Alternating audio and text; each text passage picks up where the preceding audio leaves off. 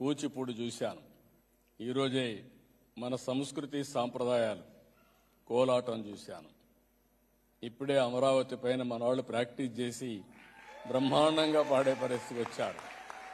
ఒక ప్రెస్టేజ్గా తీసుకొని నేను అడిగాను, మీరు ఎట్లా ప్రాక్టీస్ చేయగలుగుతున్నారు? సింగపూర్లో పక్కింట్లో ఎవరున్నారో తెలియదు, కానీ ఏ విధంగా మీరందరూ కలిసి ప్రాక్టీస్ చేసి వచ్చి చేశారంటే మీరు వస్తున్నారని తెలిసినాక మేము అనుకొని ఎప్పటికప్పుడు ఇప్పుడు వాట్సాప్లు కూడా ఉన్నాయి, పక్కింట్లో ఉన్న వాట్సాప్ పంపిస్తారు, టైంకి వచ్చి పనిచేసి మళ్ళీ వెళ్ళిపోయే పరిస్థితి వస్తుంది. మేమందరం ప్రాక్టీస్ చేసామనే పరిస్థితికి వచ్చారు. నేను ఒకటే మిమ్మల్ని కోరుతున్నా, ప్రపంచంలోని గౌరవప్రదమైన కుటుంబ వ్యవస్థ భారతదేశం యొక్క కుటుంబ వ్యవస్థ. ఇక్కడికి వచ్చాం, భార్య పనిచేస్తుంది, భర్త పనిచేస్తారు, కానీ ఇద్దరు గౌరవించుకుంటారు.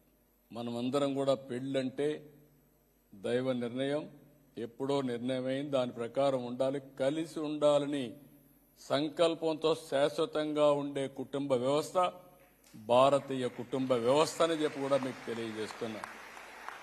దీనివల్ల మీకు అనిపిస్తుంది ఏంటి లాభం అనిపించవచ్చు, ఒక సెక్యూరిటీ ఇస్తుంది.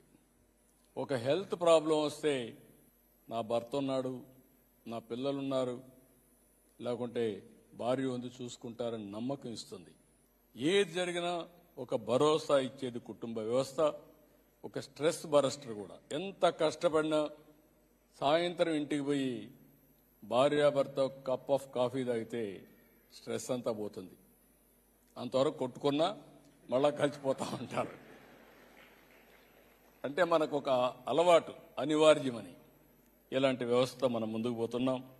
ఇలాంటి వ్యవస్థను కూడా కాపాడుకోవాలంటే మన సంస్కృతిని సాంప్రదాయాలను మీరు కాపాడుకోవాలి.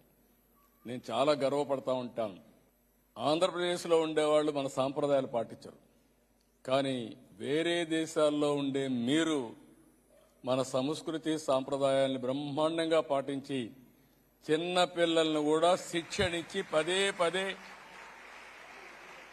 లైన్లో పెడుతున్నారు. ఇది గ్రేట్ అచీవ్మెంట్. అంటే మీరందరూ గుర్తించారు.